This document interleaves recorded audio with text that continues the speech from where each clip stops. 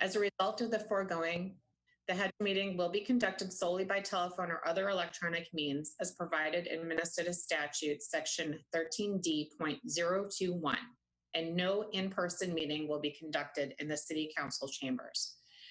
It is important to recognize that using a video conference, of course, is not as good as an in-person meeting, but it is necessary.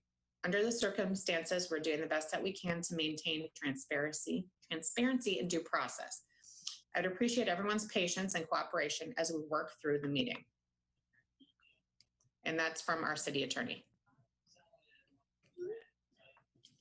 Okay, noting that we have a quorum here, I will just see if there's any immediate announcements. Mr. Hinsman, any changes to the agenda? Madam President, no changes at this time. I do want to just do a test. I think Dennis Piney's microphone is working, so I'm going to unmute him or attempt to unmute him. And Dennis, maybe you try it from your end. I just want to make sure your microphone is working.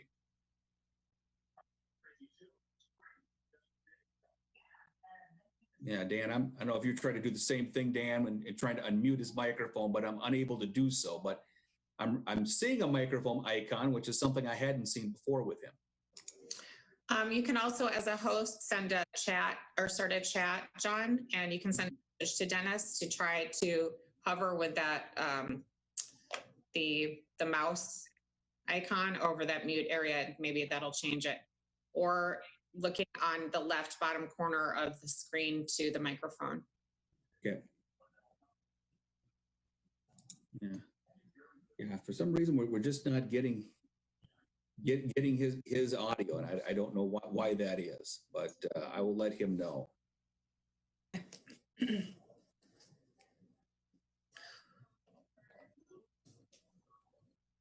Okay. Well, I guess at this point, I'm conversing through Dennis by text at this point, which isn't ideal. And there's a chat button, Dennis, as well. Can you nod if you can hear us? I don't know if he can hear me. Yes, but if that's about the best I have at this point. Well, hopefully he'll keep trying, and we'll see that icon's down there, and maybe we'll get him connected. Yep. Okay. Our first item on the agenda is the minutes from our March 12th, 2020 meeting. It was sent to you in the packet as well as via email. Does anyone have any corrections or additions to the meeting minutes?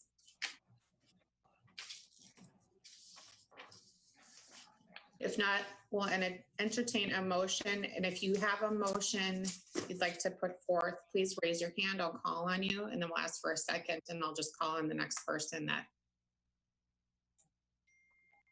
Mr. Vaughn? Motion to approve the minutes of March 12th. Is there a second? I'll second. Either Joe or Bruce. I guess Joe is the one who spoke first, so we'll take him down. It was with regard to our minutes. All those in favor say aye, and we'll be calling on you in order. I think Mr. Fifield will be calling on all of us in order for an aye or nay. That is correct. And I'm going to unmute Rusty here, or at least Rusty, you're on mute. Hi, Dan. Commissioner Balsonic. Aye. Commissioner Fox. Aye. Commissioner Goblish. Aye. Commissioner Piney.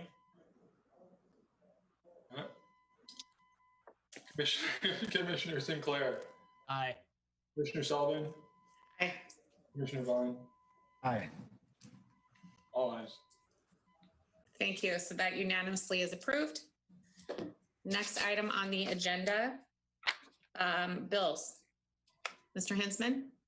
Looking at the bills for this month, we had an expense for Confluence Development for a grant reimbursement for the park improvements was the biggest bill we had, and then open business fee and some TIF expenses. So I can stand for any questions on the bills.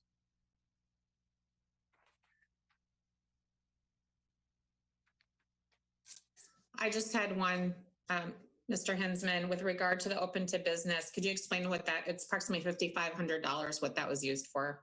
Sure. Madam President, that's our annual fee for the operation of the Open to Business program. So we are in a joint powers agreement with 10 other cities in Dakota County. We each pay a proportional fund for Karen Schaffhausen's assistance on Open to Business. Thank you. I just want that noted for public access. Thank you. Okay, we'll have, any other questions, comments on the budget? And we'll entertain motions accordingly with regard to approval of the budget. Make a motion to approve. Second Thank it. you. Thank you, Mr. Gobler. Thank you, Mr. Sinclair. All those in favor, again, we'll go through the roll call, aye or nay with regard to the budget approval. Commissioner Goblish, Aye. Commissioner Vaughn, Aye. Commissioner Sullivan, Aye. Commissioner Fox, Aye. Commissioner Balsonic, Aye. Commissioner Sinclair, Aye. Commissioner Piney. And we have the go-ahead. Thank you. So the motion with regard to the bills carries. Next up on the agenda, we have our business updates. Okay, thank you, Madam President. I'm going to turn it over to Rusty Fifield here, who has been our point person in relation to financial assistance and in wake of the COVID outbreak. As we were beginning to see the effects of this, Rusty has really taken a lead role in finding more information out about what is out there for assistance, what we could be doing for assistance, and I will turn it over to him at this point. I believe he may have a PowerPoint that he may wish to share as he goes through this. We'll see if I'm capable of doing this. Disabled screen sharing.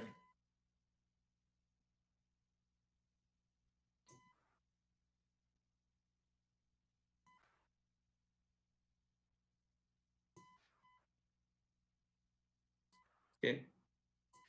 And let's see what I'm looking for.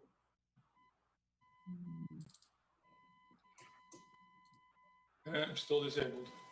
Yeah, I'm gonna put it up on my end, Rusty, and then I'll follow you as you go through it here. And let's see, that down and screen share and Slide. okay, let's see. Sometimes it takes a minute. There we go. So what I'd like to talk about tonight is criteria for developing assistance program. This grew out of the work of the Economic Development Task Force that the City Council established, and they met once, but they came up with good criteria for framing an assistance program. A little bit about current state and federal assistance programs, and certainly look for Bruce to chime in. He's been on the front line of the programs. And the options for HEDRA and the city for providing assistance, give you our recommendation, and then discuss alternatives, next steps, answer your questions. If you have questions as we're going along, please jump in. As I was reminded by our city attorney when I first suggested some ideas for assistance, we have to begin with two fundamental criteria. Any expenditure of public funds needs to, one, have a public purpose, and two, have statutory authority.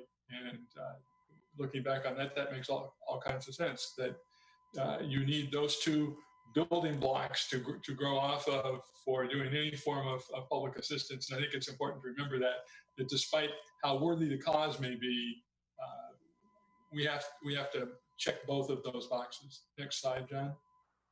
Okay. Public purpose is really pretty easy to come up with. Both local policy and state law give us firm ground to stand on. You go to our business subsidy policy, there are all sorts of things like protect the property tax base, protect local businesses and the local economy, preserve employment, an abundance of things we could find to ground I think almost any form of public financial assistance we wanted to provide. Generally speaking, we would look to some specific authorizing statute to also provide a public purpose. But the challenge in coming up with a legal form of assistance is not going to be public purpose.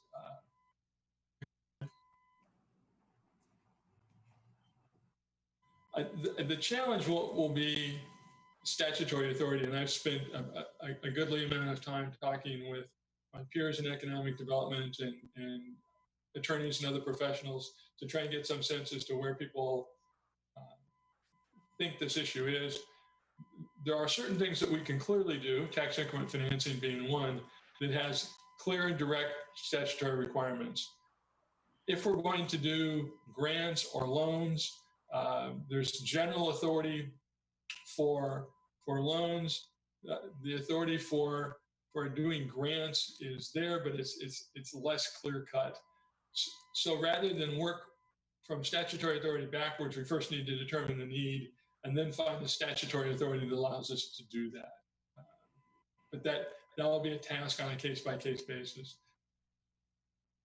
Past that, it's important for HEDRA to have criteria about how it's going to use the funds. We have funds that can be deployed and should be deployed for this purpose, but they're not sufficient enough to do everything one might want to do or one might even need to do with that. So we have to hold each use up to some criteria to say, is this the right use for our money? So when we're looking at the source of the money, where does it come from? Are there any restrictions on the use of the money? Because simply because it's there doesn't necessarily mean it can be used. And what are the trade-offs? Any money that we use for this purpose means we can't use it for some other purpose that may exist or may come around in the future. How are we going to use it? Is it a grant? Is it a loan? What will it be used for? And how will it benefit the recipient? I've talked to a variety of other communities that are doing assistance programs, and they're targeting particular businesses, but not necessarily being able to give me a reason that they're doing what it is that they're doing. And I think we need to have to ask that question: is what gap, what need are we trying to fill when we use the money, and who will be eligible to receive this assistance? Because if we don't narrow the field a little bit, the money will be gone before we really accomplish what we want to. Considering process is important. Once we decide we want to do this, we want to be able to deploy it reasonably and quickly and not burden people with an overly detailed application process. Some due diligence is certainly needed, but we don't want to make the process so onerous that nobody wants to apply. So one of the things that we'll want to observe is the effectiveness of state and federal resources. Both the state of Minnesota and the federal government have stepped up to provide a variety of resources for small business in face of the pandemic. The state has made emergency loans available. It makes small business loan guarantees. It has a shared job program that allows you to leverage unemployment insurance to keep people on the payroll with reduced hours. And it has extended the period for payment of sales and use taxes, among other things that they have done. Those are the prominent ones that I'm aware of. Recently, the Minnesota Chamber of Commerce requested a 60-day extension in the payment of property taxes that are due May 15th, which obviously has serious consequences for local governments and the delay of that. Certainly understand why they have made that request, and it will be interesting to see where in the next month that goes in the legislature. As we have all observed in the media, the federal government has passed a $2+ trillion aid package for a whole variety of things. One of the recent things that it funded was $350 billion in small business loans through what's called the Payroll Protection Program that's made through local banks. Bruce has lived and breathed that for the last week. I think the rules came out a week ago tonight, and the banks are supposed to start lending a week ago tomorrow. So it's been quite a learning curve. In conjunction with that, we have a different loan program, the Emergency Injury Disaster Loan or EIDL loan program for lesser amounts and to be repaid more quickly. And Those loans are not forgivable. The payroll protection program loans are. We've expanded unemployment insurance and delayed income tax filing for both businesses and individuals to July 15th. This is certainly not the last move that the federal government has made. The most recent move was called T3. We're already working on T4. The moral of all this story, there's a lot of pieces moving around, and at this point in time, we simply don't know the impact of these, who's going to take advantage of them, how many local businesses it helps. If we were going to step in, what role would we play? What problem would we try to solve? Next slide. So obviously one of the things we could do is to try and fill the gap, is to meet a need that the local business community has that's not being met by federal and state programs. And those needs may exist. We continue to engage in discussions with the chamber, with local banks, with the business community to understand what gaps might be. As I said a couple minutes ago, I think it's still too early to really know where those things are. No, go back one more, John. Oops, go back. There we go. One more. Yeah, I'm not quite done with this one yet.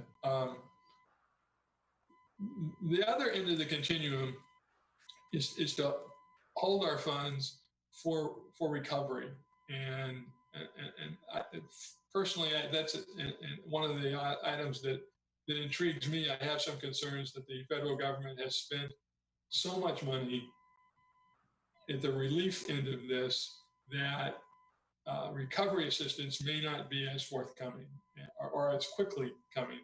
And if we position ourselves to be able to act quickly, I think we can add some value to the local community. And there may well be other actions that don't involve financial assistance that we can take, and we should be aware of that. Okay, John.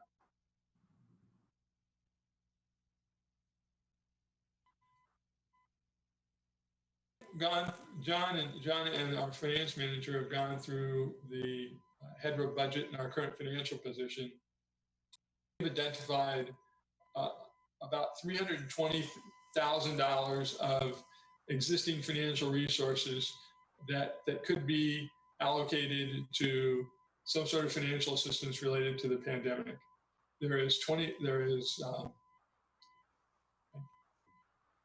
We have money in the budget for land acquisition capital assistance along Vermilion Street for redevelopment. We have a portion of our consulting services budget that could be reallocated. And then we have the reserve funds in the housing revolving loan fund and the commercial revolving fund loan fund that could be reallocated to this purpose.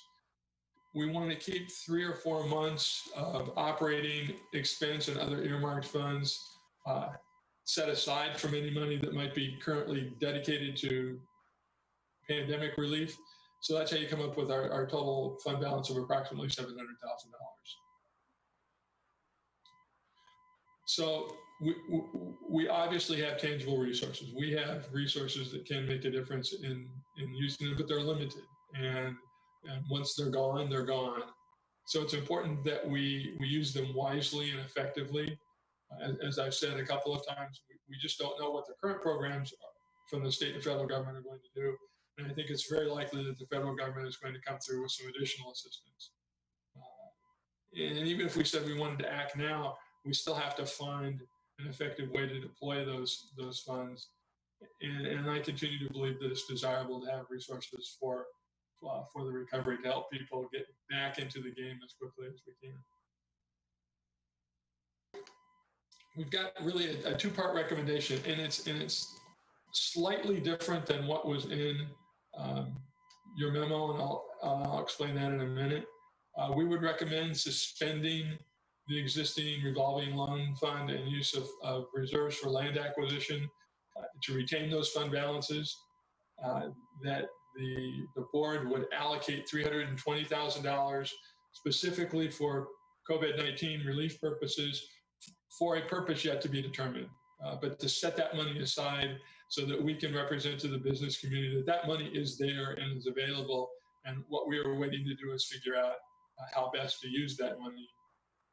That when we begin our deliberations in the not too distant future for the 2021 budget, that we look at providing additional funding for our recovery efforts, and that we make the request to the city council to transfer all net sale proceeds from any business park land that would sell during this period to HEDRA for COVID-19 assistance. So those are the 4 action items. The one thing that was taken out of there was to use funds to look for opportunities to purchase land along the Vermilion Street corridor. And I continue to believe that those opportunities are going to exist, but believe that the money is better used for relief or recovery purposes rather than going out and acquiring land at this time. Next slide. Second part of our action is really staff actions directing us to do things on your behalf.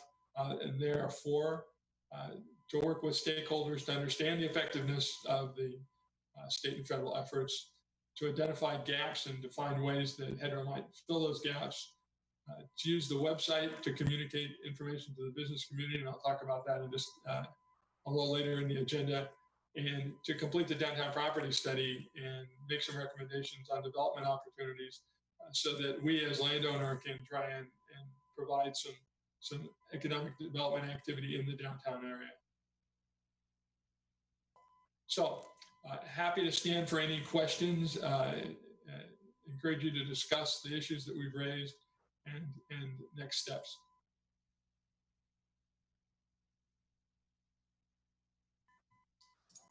Any questions for Mr. Fifield? We'll identify. Mr. Vaughn. Thank you. John, as like City Council, do we have policies that limit our fund balance, where we have to keep our fund balance at a percentage?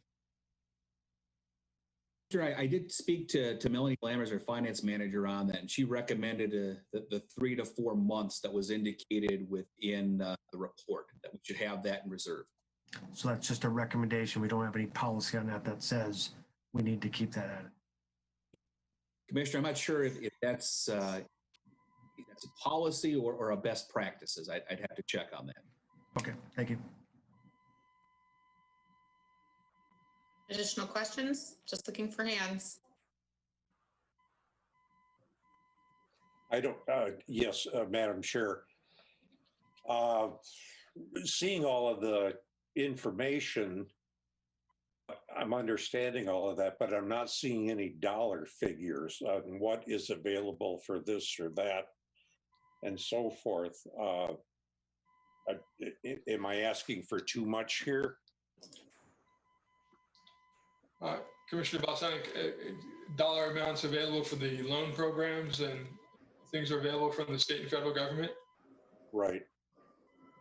I don't have those at my fingertips. We can get those.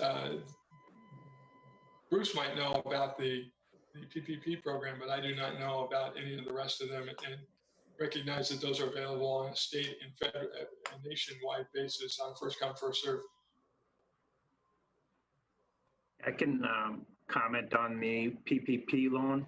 I know a lot of, we're in the middle of it where we have hundreds of applications that we're processing. And basically what that provides is 2 months worth of payroll for businesses. And it also will help them with their lease expense and utility expenses. So it's more of a short-term fix for these borrowers. We receive the applications.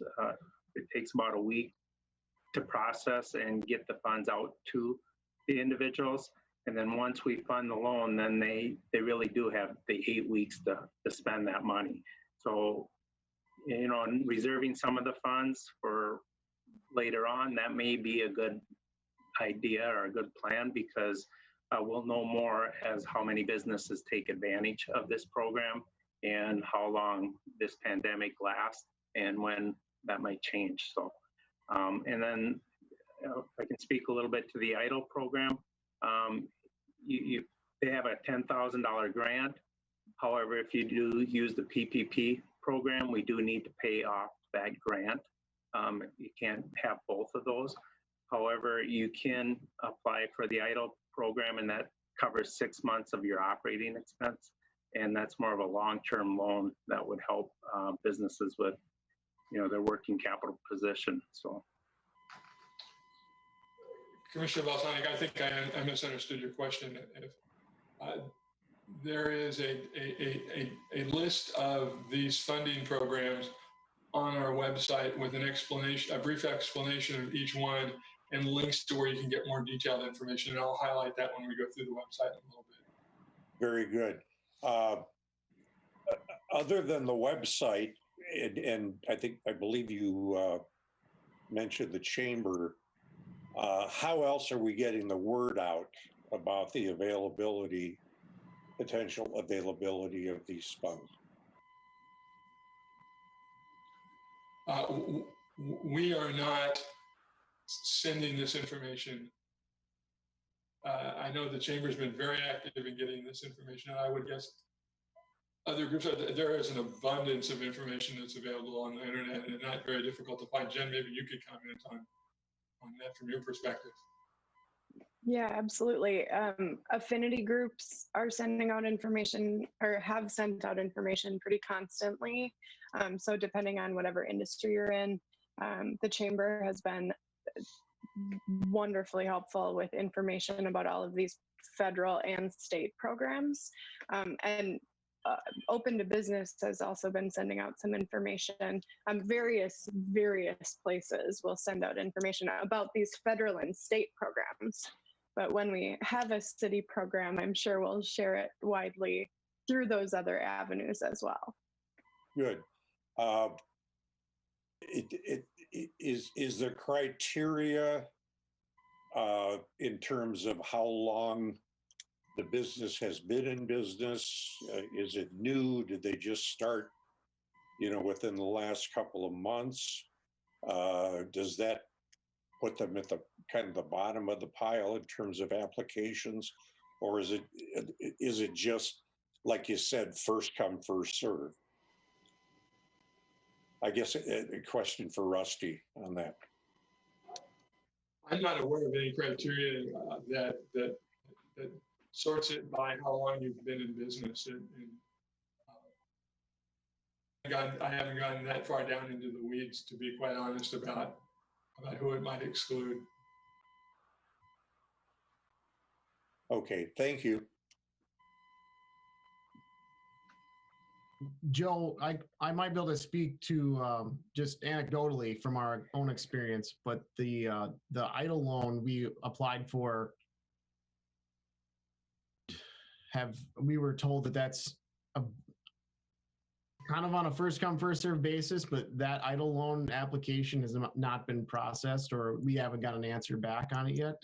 But the payroll protection loan that we also applied for was approved today, and we just applied. I mean, that hasn't even been open a week yet. So the application burden is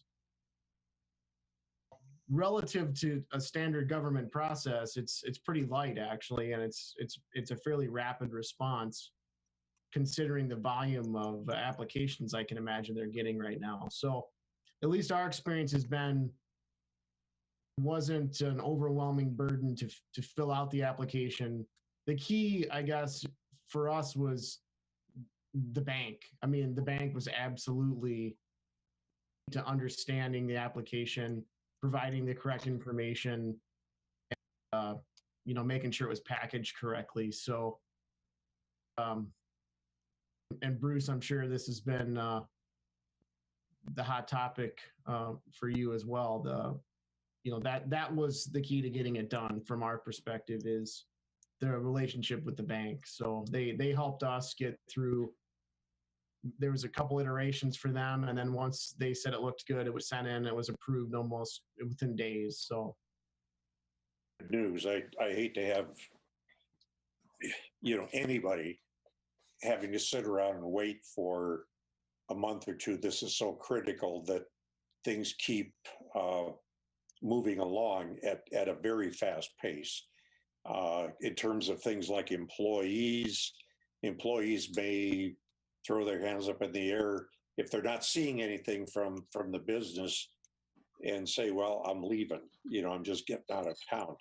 And, then the businesses have to go through application processes and so forth. It's highly important from my standpoint that employees know that this is happening. Certainly the businesses, because they're going to want to apply for these things, but I hope they're getting the word out to their employees. Thank you, Mr. Balsanic. And I think what just to reiterate what Rusty had mentioned before, and our focus will be is figuring out what those gaps are as this comes to fruition and what loans are being used where folks might be missing out on what federally and statewide is available, and be that party that can come in for emergency purposes to assist to fill that in for our community. So any other comments on that or questions with regard to that outline, Ms. Fox? Rusty, I just am wondering, are you working with the crisis team, the COVID crisis team on this plan, or are you working just with city staff? Oh, you're on mute. I am not aware of a COVID crisis team. Okay, I thought maybe we established one at that joint city council. Oh, there was a task force that was established, and because these resources have gone back to HEDRA, you're at the point of this right now. Okay, that's what I was wondering. No, the ball is bounced into HEDRA's court, and it's up to you guys to figure out, what it is that we should be doing as a response. If it's such time that it involves broader city resources, I think the task force probably will come back into play to help us filter through those things. Excellent. One other comment. I love the idea of having funds available for recovery, because that is truly, now that many, at least speaking personally, many businesses, I believe, are looking into or have applied for some of these opportunities. Now we're thinking about, like, what does 6 months ago from now look like, and how do we weather that storm, and what do we put in reserves, and how do we do it with these loans coming due pretty soon, So I love the recovery idea, and I wonder if we could even do like a half relief, half recovery effort. I don't know, just a thought. We have the flexibility to do whatever it is you desire to do. I think the action that we're looking for tonight is to set aside $320,000 or some other sum that you determine specifically for that purpose, so it doesn't get used for something else while we figure out how to most effectively deploy it. But this clearly is not a one or the other scenario for you. Okay, thank you. Mr. Fifield, you'd like an action on this to approve setting aside at least $320,000 from the account to deal with gap filling and needs as they come up, both emergency in the short term and then also long-term issues. Is that correct? That is one of the four things. If John, maybe you want to bring up that slide again.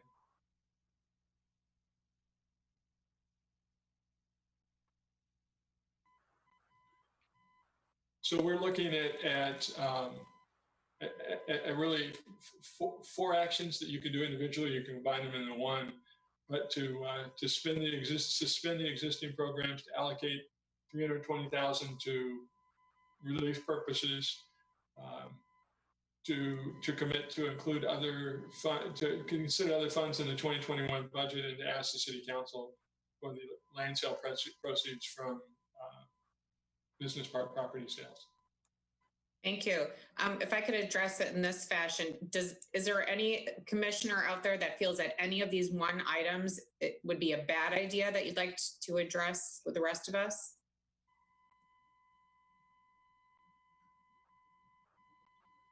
Okay, hearing none or no objections on that point, I would entertain a motion to approve all four together.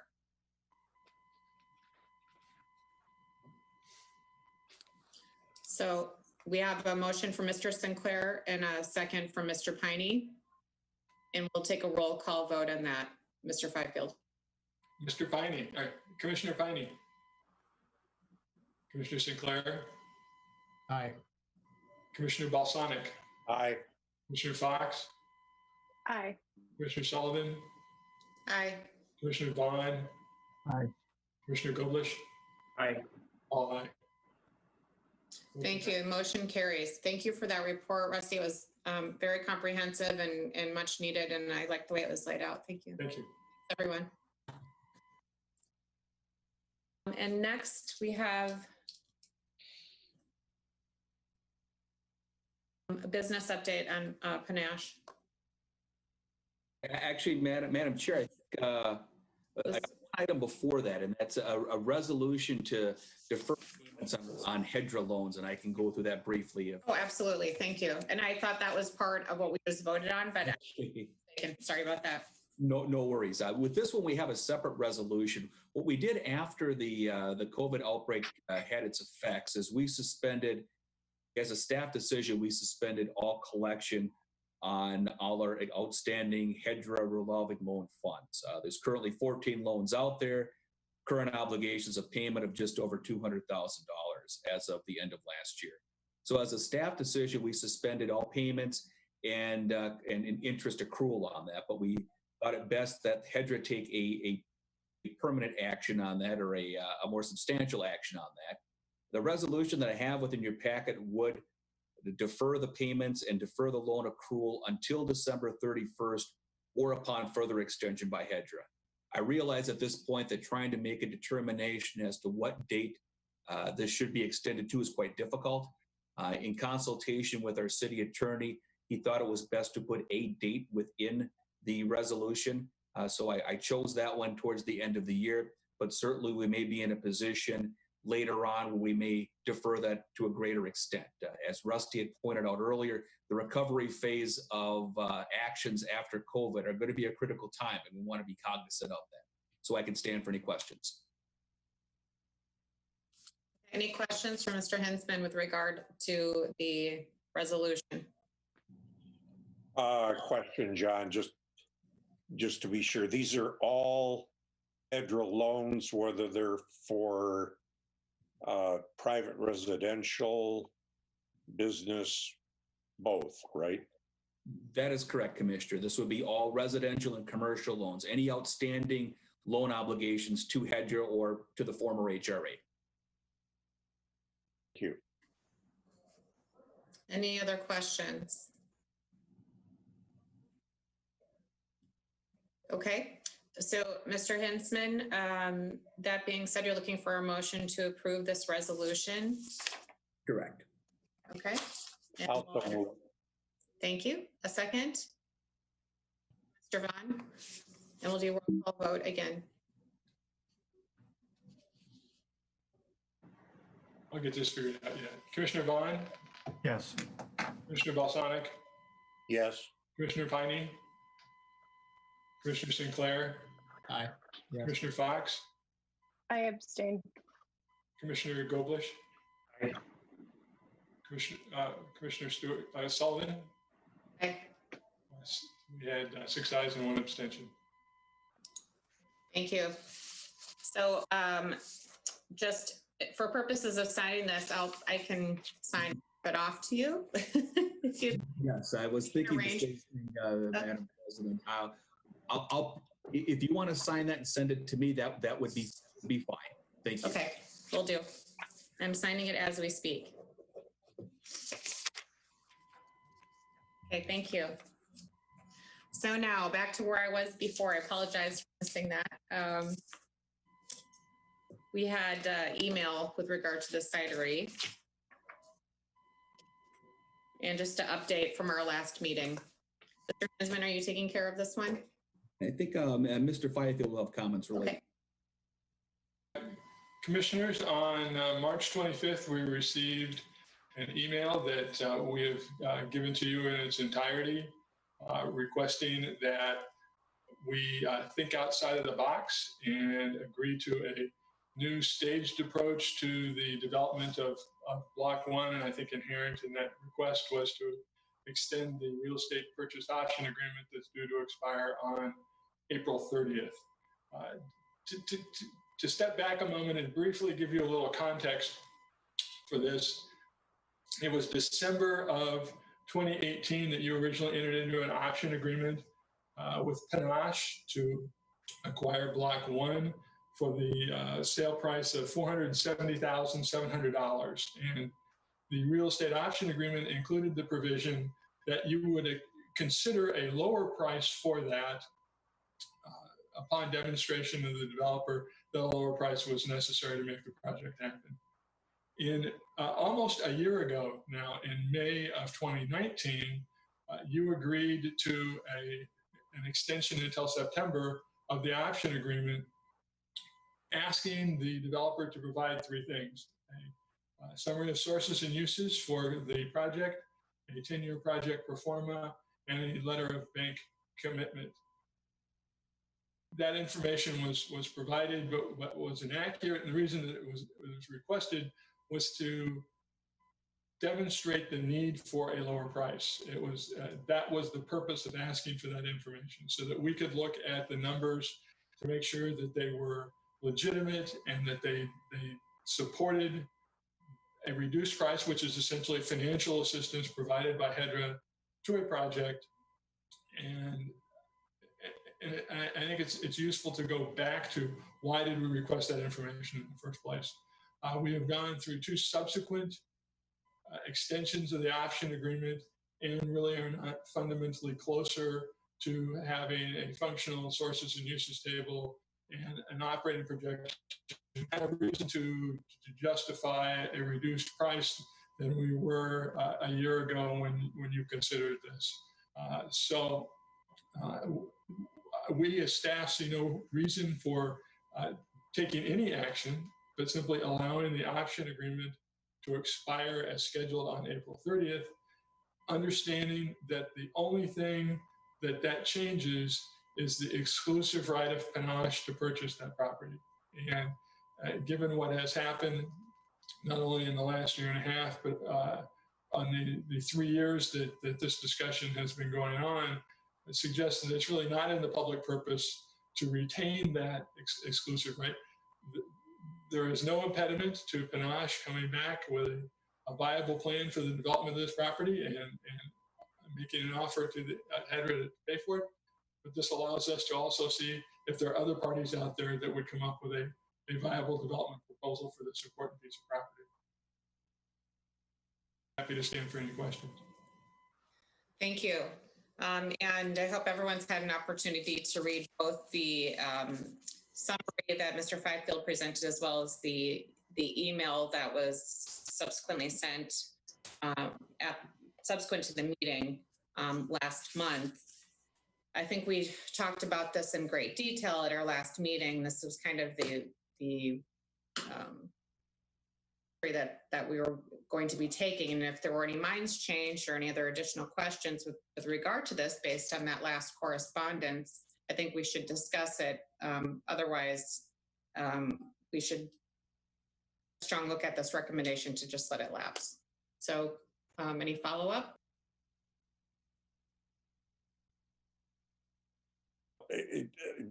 Madam President, yes, I did read the complete text. I'm squeamish about this because I'm not sure if she is not the sharpest business person. She's been kind of wallowing around with all of these things. Nevertheless, she continues to move forward. Spent, what was it, 10,000.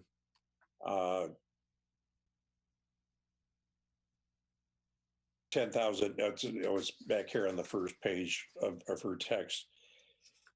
She spent a lot of money, a lot of time. She's hired architects. We've seen drawings and so forth.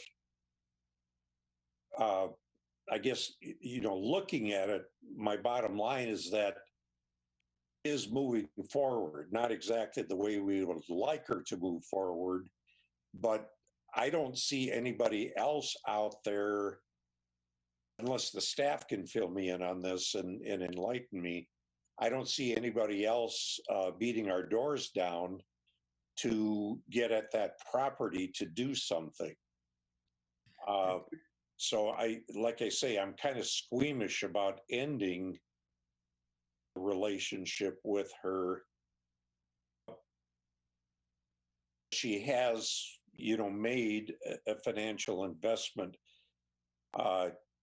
Again, I don't know what her business acumen is, but we got the property. She wants to do this. She's been working on it for 3 years.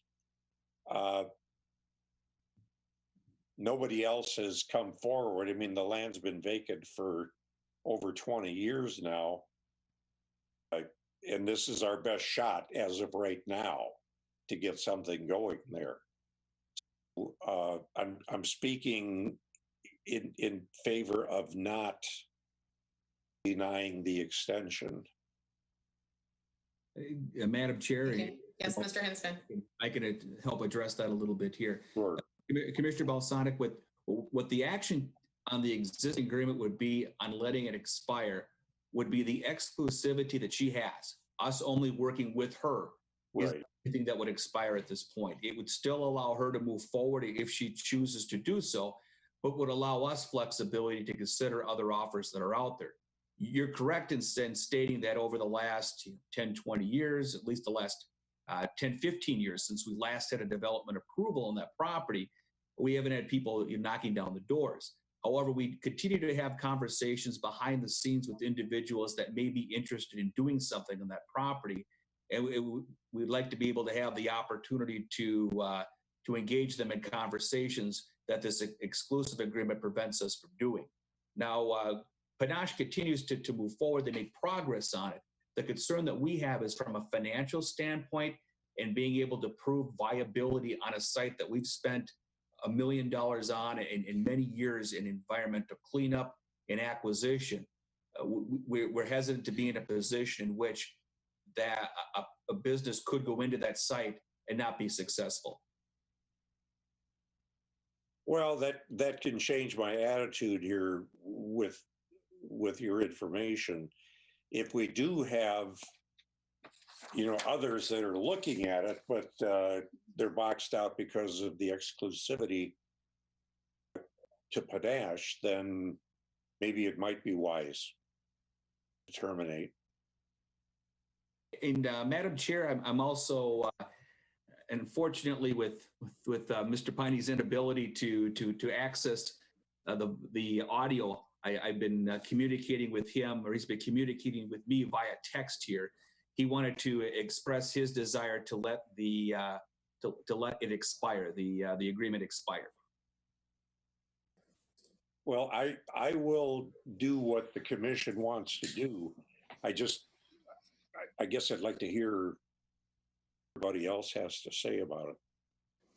Well, just from the perspective of legal counsel, this is a negotiated contract. And if there's not a meeting of the minds on what the price is, the contract doesn't go forward. It's as simple as that.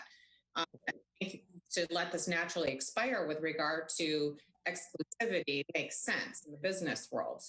This doesn't need to be a charity work here. We've extended time a couple of times now. It's a great idea. Yes. Would it be an asset? Yes. But not have a meeting of the minds to keep this contract in place any longer. So it just, I think in terms of this being a smart business move, it's probably the only way to go at this point. And thank you, Mr. Piney. Thank you, Mark. Do you want to say something? Please. Thank you. I agree. I think we should let this disperse and let it go. But my question to staff, though, is for all the work that we've done with, and Rusty talked about the value of the land at the beginning, and then we had less of a value if she gave us some performance. Where does that go? Does that go away? And if somebody else shows an interest in the property, do they have to match that, or do we have to bring it? She won't have exclusivity to it.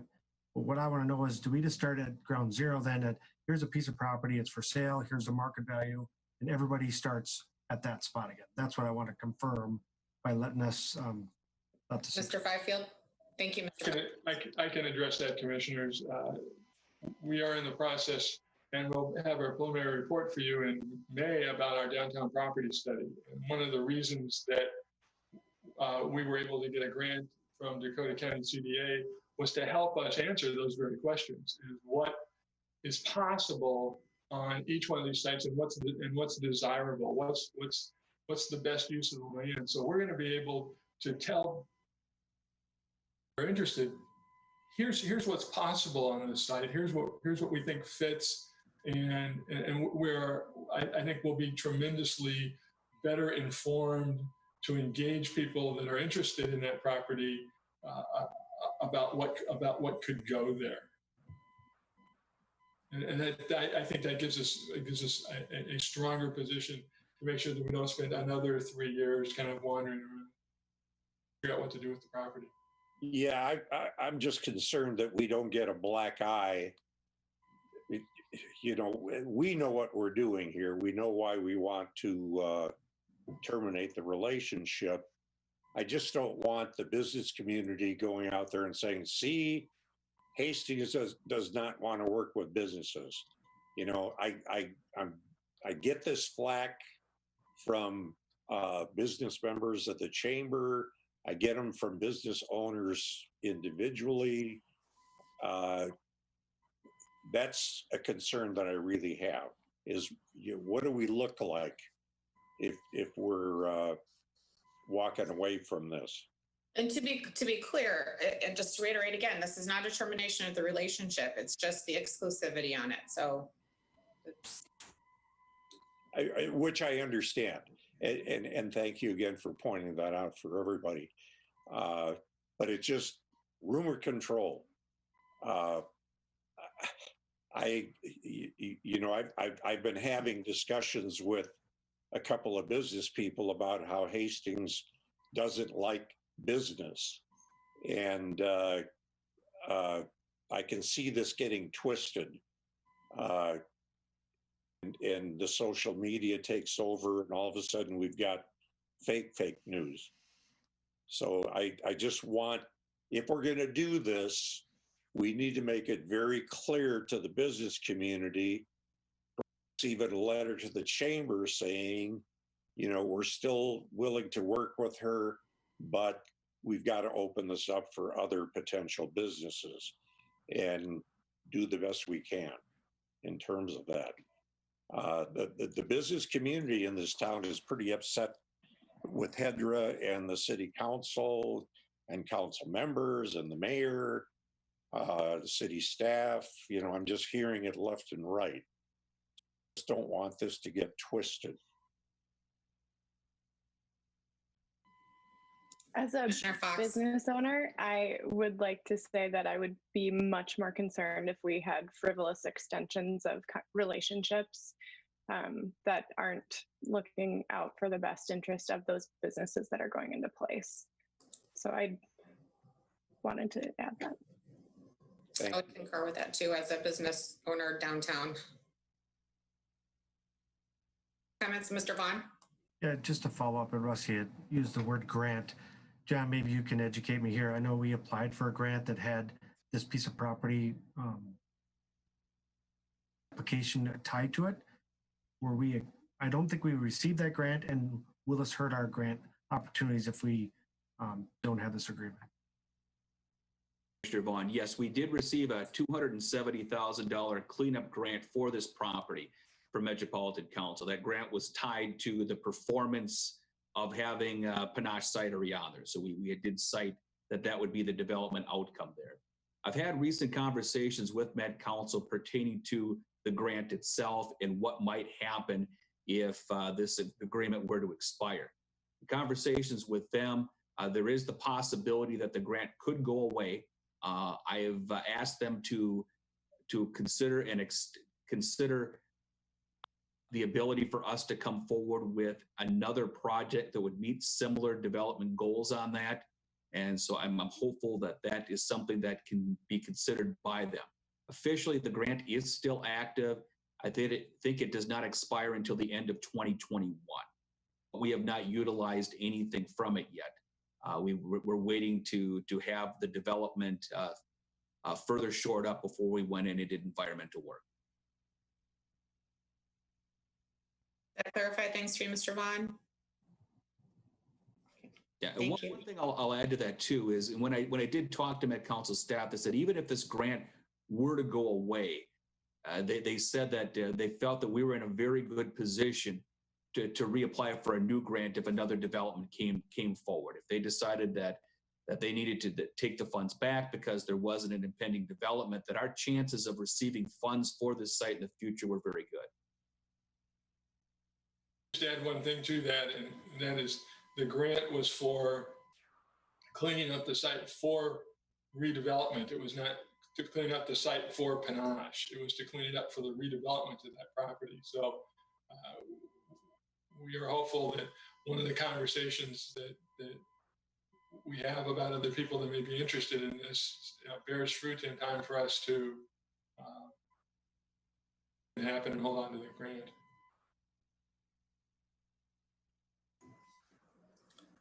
Okay, thank you. With Do that, you have a motion on the floor? no, I'll move. we don't have any action necessary. Oh, we don't. Okay. No actions needed. So with that, we have the website update. And Rusty, I've promoted you to a co-host, so I think you're able. So why don't you try that out from your end?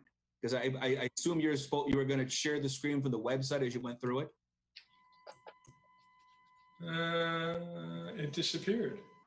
Shoot, maybe I'll have to do that then. Can you open the?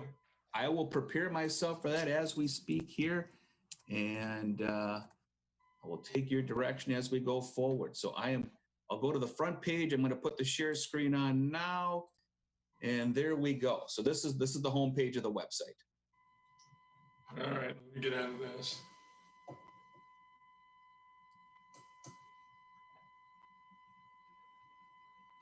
I've got Zoom up here. What do you see, John? Oh, are you not seeing? Are you seeing a different screen than I am? Yeah. No, I'm viewing Rusty's screen. It says so. You're sharing right now, apparently. Okay, well, let's see if I can fix this. Okay.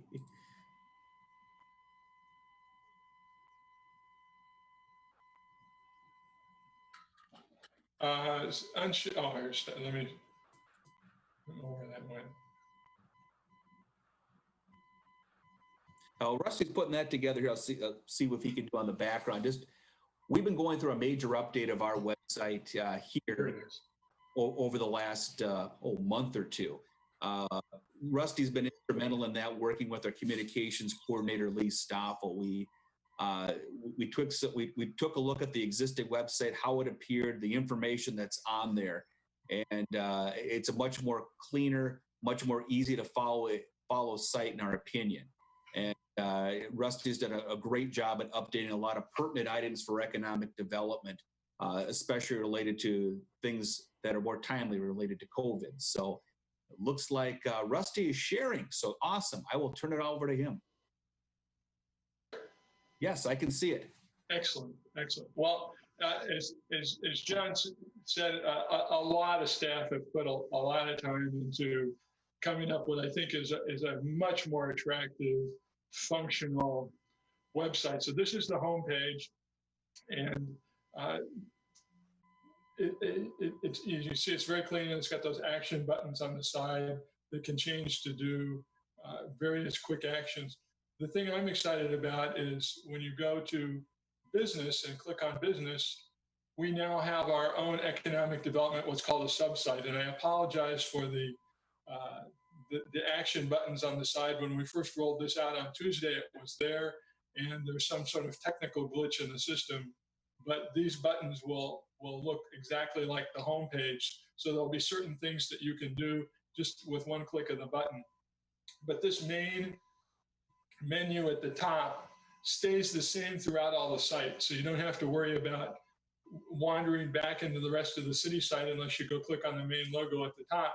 So it's all economic development focus, which makes it a lot easier for people to navigate through to places that we want them to. So I'll start with the About Hastings page, because I think it's emblematic of the pages look like. So it's got a really nice, clean graphic presence. It doesn't have a lot of the other side menus that the other one did. The common trait for all of our economic development pages are these blue boxes. They're actually what's called a accordion. So when you click on it, it pulls up information that you can then scroll through. And so you're not navigating the different pages to try and look at different aspects of what's on a page. So it makes it a lot simpler for people to, in one place, look for the information that they're trying to find. And I think it's particularly helpful when you get on the mobile application, because we've really simplified the screen there. And all you see are these accordion boxes that allows you to access the information that you're looking for. So we've created a page that's called Opportunities, that has information about our business park, the downtown, and we'll continue to add to these things. These were really intended just to be starting points for the work on a new website. Information on the Vermilion Street corridor, and then starting a new focus on helping people get information on starting a business. And this piece of the website in particular is a work in progress. Then we've accumulated all the things that we would call assistance on one set of pages. The only part of the website that's got subpages to it, just because there's so much information here. Page, all the contact information for when you're trying to find who do you need to talk to about various tasks. There's a page with our financial assistance programs, and as this goes forward, it will expand to include financial assistance that's available from the state, from the CBA, so that this becomes a place that people can look to for other financial resources as well. In keeping with that idea of helping people kind of start and grow their business, looking at more assistance that's just not financial, but where can people turn to when they want some assistance for starting or growing a business. So there's information about open to business, about the business startup information that's available from Employment and Economic Development, and then from the Secretary of State's office. Our collection of information about maps, documents, and applications, so all the background information that people typically look for are all here and are kind of one click away with the lists that are here. And then added a new section that we developed in working on some brochure material for business startup that actually has existed for a couple of years on questions that people might ask about locating a business, historic preservation, signage, the things that we typically get asked when somebody wants to locate a business, particularly in the downtown area. The section in the former website was called Success Stories. We'll put in summaries of projects that we want to highlight, and the 5 we have in here are the Conflux, Extreme Sandbox, Spiral Brewery, Napa, and Art Space River Loss, trying to give people a sense of the variety of things that we've played a role in and how we've helped these projects be successful. We have a brand new page that will continue to expand on resources that are available for businesses for COVID-19 relief. This overview page pops up, and we'll keep changing this one to provide really more current news that people should be aware of. Know, if you talk to people, that Open to Business provides free assistance to local businesses that are interested in trying to get help beyond what they get from their bank for applying for a variety of loans. Information on each of the programs that we know where they're available, that have some prominence for local businesses, and it not only explains the program, but gives you a link to existing information on the primary website so they can find it quickly. So that's a very brief overview of what we've done for economic development. Always looking for feedback on things that we could add, things that we could change. I have direct access to modifying the website, and we would like to keep it fresh and useful and relevant, but I like this platform a lot. That's the extent of my comments this evening. It looks great. I think all of us are excited to kind of poke around through it and familiarize ourselves with it, but I love the format as well. Some other comments out there? Let me make one last comment. I think hats off to Lee Stoffel, our communications director. She has done a marvelous job in shepherding what is a challenging project, to say the least, and it's one that I think that all the departments will benefit from. So great thanks to Lee. So if you all see her, make sure you say thanks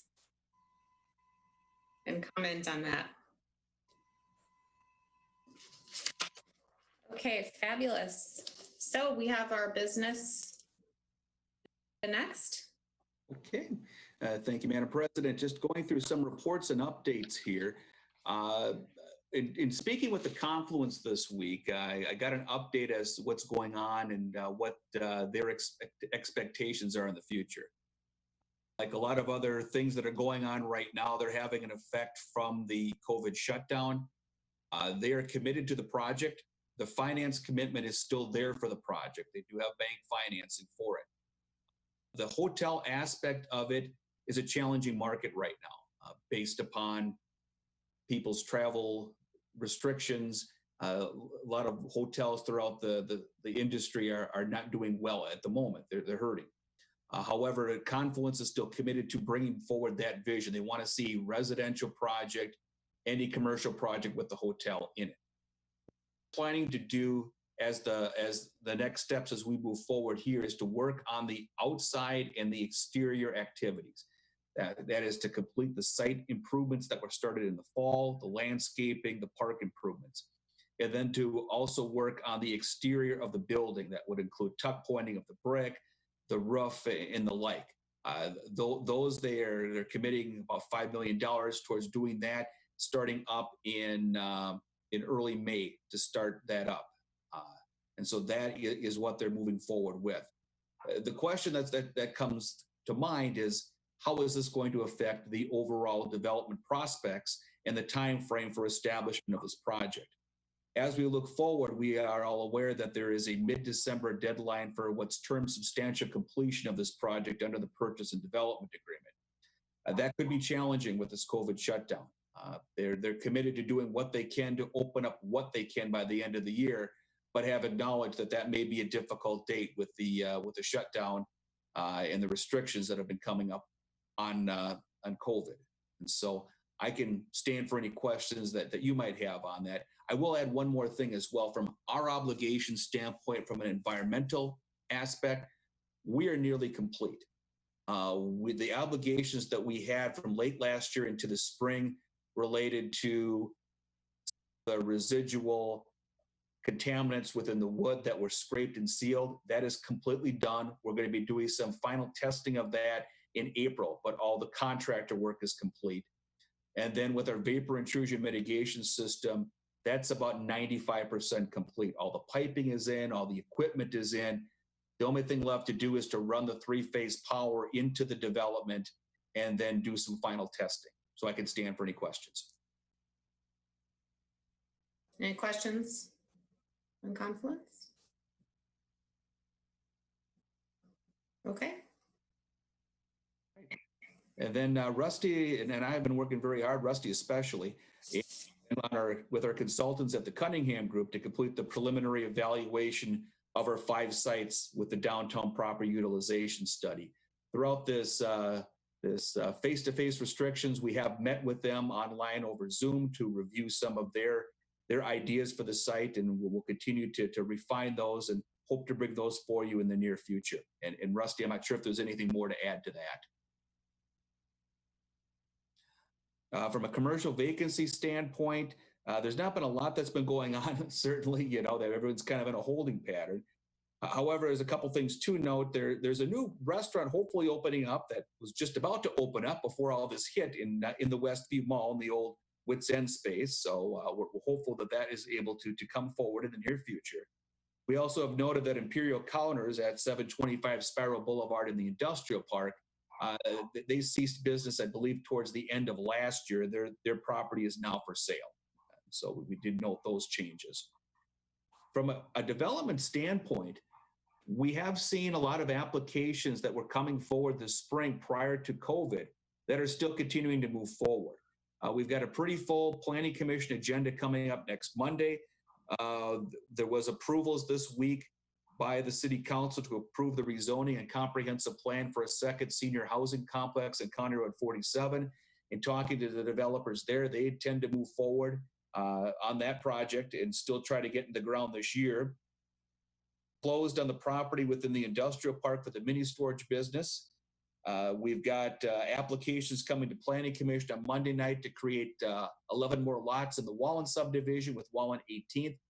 Just to note, these are 11 lots that are consistent with the preliminary plat of the development. There's no villa homes or anything else that's proposed within this area.